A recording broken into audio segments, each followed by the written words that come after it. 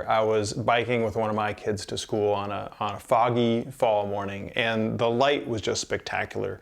The sun was filtering low through the oak trees and making these beautiful beams through all the branches. And just following my child as we rolled up this beautiful trail in a peaceful morning and being able to be outside on our bikes, be safe from cars, be in that sense of nature and that beautiful light was just absolutely stunning to me. And it was probably the moment in which I realized that we were going to be lifers in this town. Bill Casperi moved to Portola Valley in 1970. My wife Diane, she moved with me. I basically met my friends that I still have now and work at the library with because the kids they all went to preschool together. And so they were at Windmill School or Ladera Preschool. These friends have been fabulous. And we all are kind of watching out for each other all the time. My husband is a cancer research doctor at Stanford, and I am an equine veterinarian in the area. We have a horse named Cadbury that we stable nearby and use for jumping as well as going around the trails of Portola Valley. There are hitching posts in most places.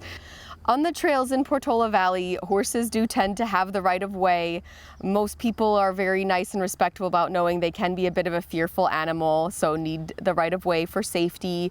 There's always something going on. We had a horse that jumped through a fence and injured himself. There was pretty significant lacerations and injuries. Instead of being fearful of us, these horses know us very, very well, and we're happy to come right on over. They know every time the vet comes, they get a treat. And so having that relationship with them was really nice.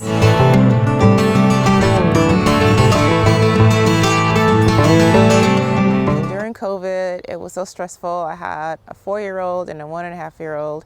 We used to come to the parking lot of Christ Church and we would tailgate. We would have snacks, we would order food to be DoorDash, we'll go across the street to Parkside Grill.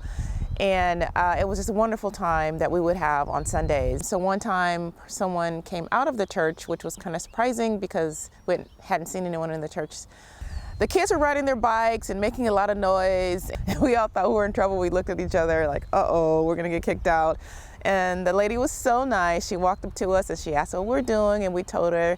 And she said she loved the parking lot being used like this for COVID. So not only were we not in trouble, we were embraced in a very warm and friendly way. Love this community so much. Founders, when they incorporated this town in 1964, they wanted to have the town be run by volunteers and a very, very small staff on what they called a stingy budget. So if you take the staff of the town, right now has 16 staff members.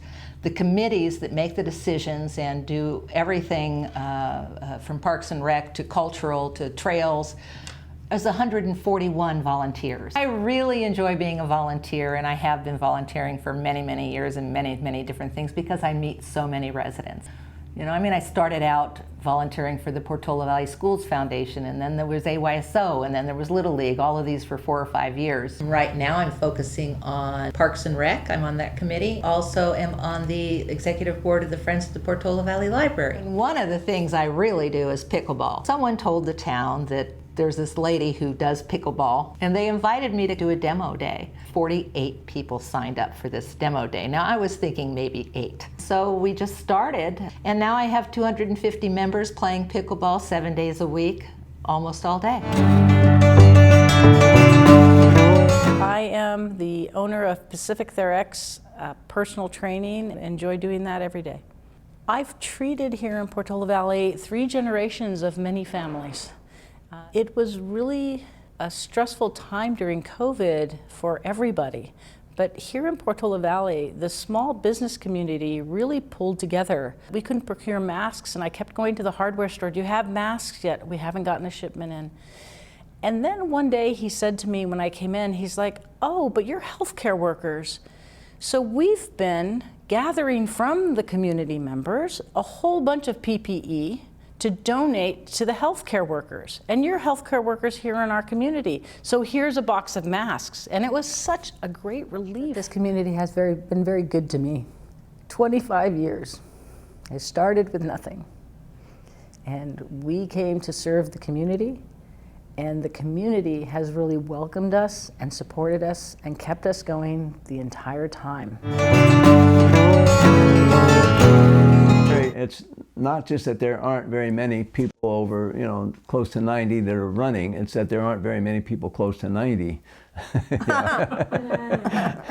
I would run to the top of Windy Hill, and when you're up there you can see the Pacific Ocean if it's clear. I still go to the Priory track, and I'm not very fast anymore, but I don't care. I am a member of the world record relay team for 4x200 indoors.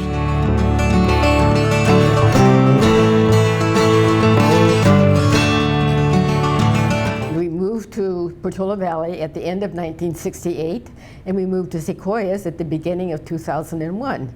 So we've been in both places for quite a long while. From the windows of our house overlooking the valley, there were not nearly as many houses. And from where we were, we could see cows out there in the field. Mm-hmm. And now that place is covered with houses. The kids and their dogs could just run all over the place, just play and be kids. We lived on a hillside, and of course, when the grass gets dry, then you do cardboard boxing, which is a flattened out cardboard box, and you slide down the hill on the dry grass, and that was a lot of fun for kids. I found a community here by being a Boy Scout leader. Our son, of course, joined the Boy Scouts. For his Eagle Scout project, he built a trail. We had to work our way through the overhanging brush and the poison oak and figure out where to lay out the trail. And so then every Saturday, I would go around and pick up these other Boy Scouts who were working on this project with our son, and we would go out to Alpine Road and unload the shovels and other tools and work on it until it was finally finished. It's called the Eagle Trail, and it's the first trail in Portola Valley. I like it here. Obviously, I know the area primarily because when I was younger, I would bike here a lot and got to know the trails.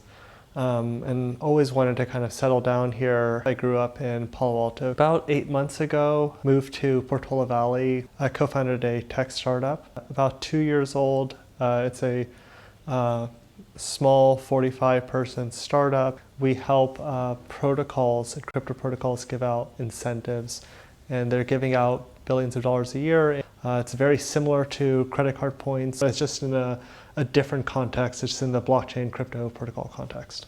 There have been like a number of people that I've met around here in Portola Valley who are much more tenured in the startup space and have reached huge amounts of success. And it's been really great to hear their stories.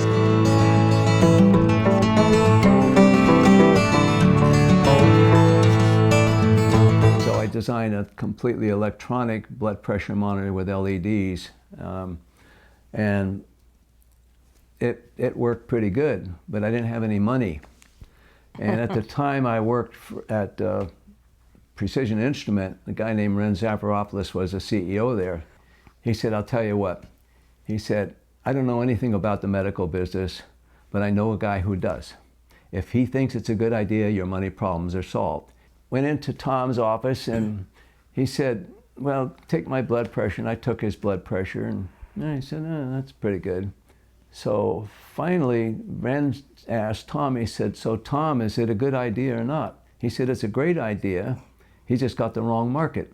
We need these things in operating rooms, intensive care units, and so forth." And so that was it. That was it. I thought, man. He said, "Bill, get me your business plan," and that's when he invested.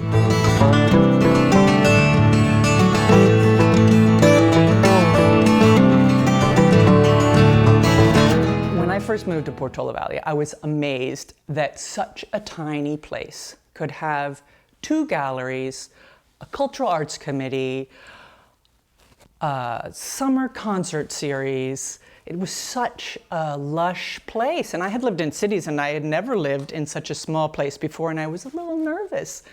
And yet I found my tribe through the incredible creativity that exists here. A few years ago, In response to COVID, I reached out to other artists and creative people in the community, and we together started the Portola Valley Arts Fest. We have about 50 artists, a number of writers, local authors, and local musicians who come together each fall and perform and share their work for everybody in the community. One of the beautiful things about the Arts Fest is watching different people come together and build something new. There's two artists, Laura Engdahl and Ellen Brooke. It was through the Arts Festival where they had a whole day hanging out and seeing each other and seeing each other's work. And so they got together, traded skills, and ended up making some art together. And I just thought that was beautiful. That's exactly what the Arts Fest is supposed to be all about. So we need these community events to get together and have that opportunity to really get to know each other. That has been very satisfying with the Arts Fest. Like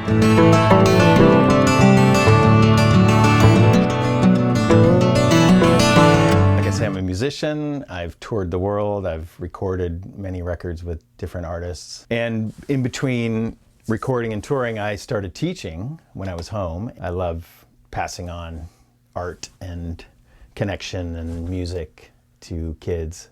PV Palooza is turning into this amazing event here in town.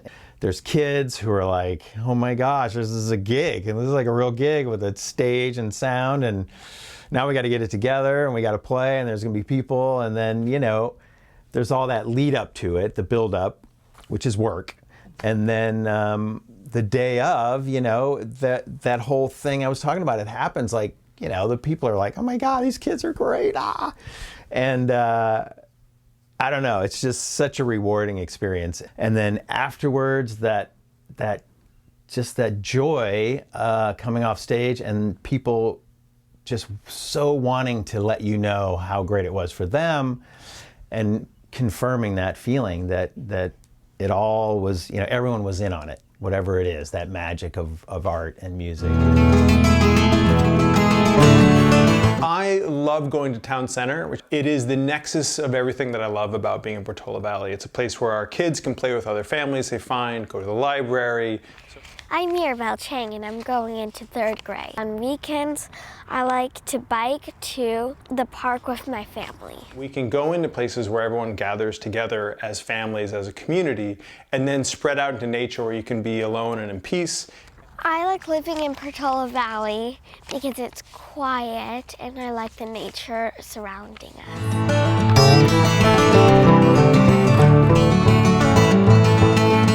So I'm living in Portola Valley in my parents' old house, my childhood home, and my girls come into the room one night and they said, you know, Dad, I can't sleep, it's too loud.